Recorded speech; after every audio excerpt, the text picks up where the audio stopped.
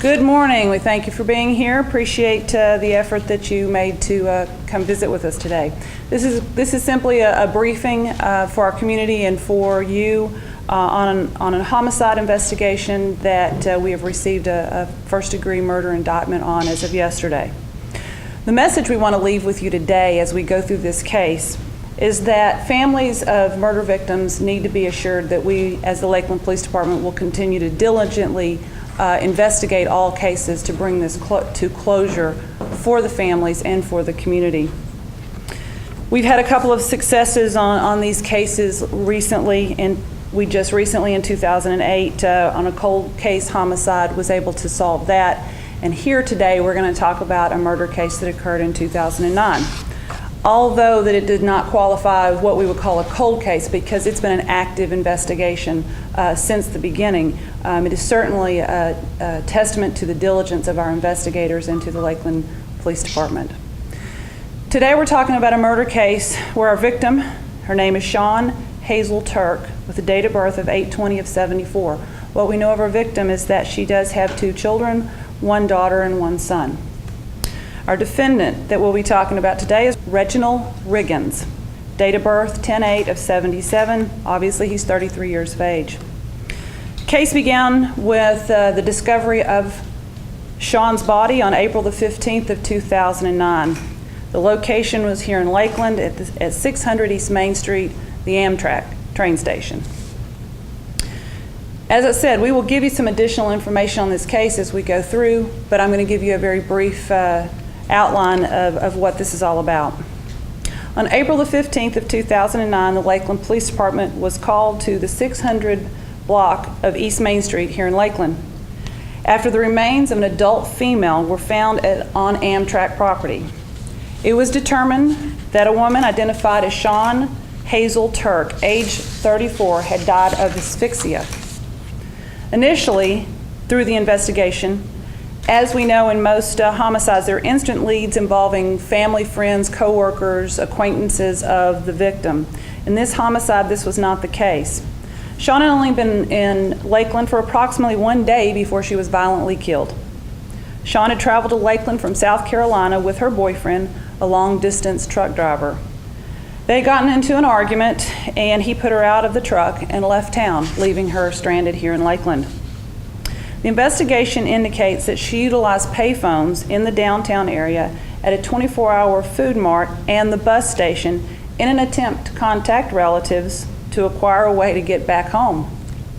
The last phone call was made by Shawn at approximately 11 o'clock p.m. on April the 9th at the bus station right here next to the police department.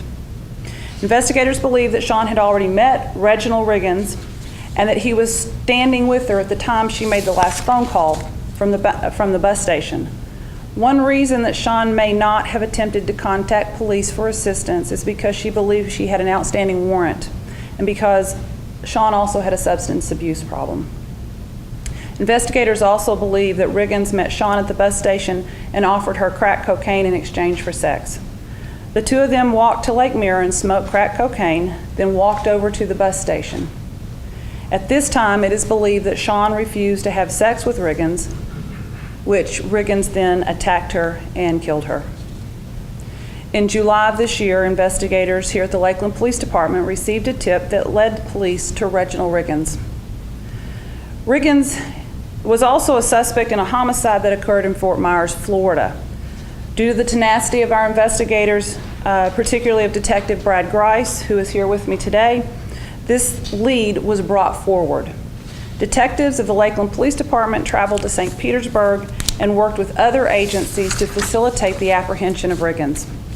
The homicide case in Fort Myers and that of Shawn Hazel Turk in Lakeland have been brought to their proper conclusion because of the multiple and multi-agency cooperation and assistance in working this case.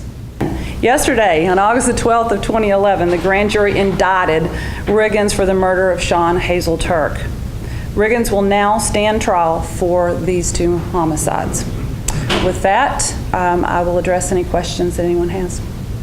Can you talk a little more about how she was killed and how her body was left here behind the AmTrak station? I'll give a general overview of that. I can't get in great detail. He apparently had struck her, and once she was on the ground, he strangled her and then used a foreign object in part of her clothing that resulted in her dying of asphyxiation. This individual served a 5-year prison sentence and was released April 6 of 2009.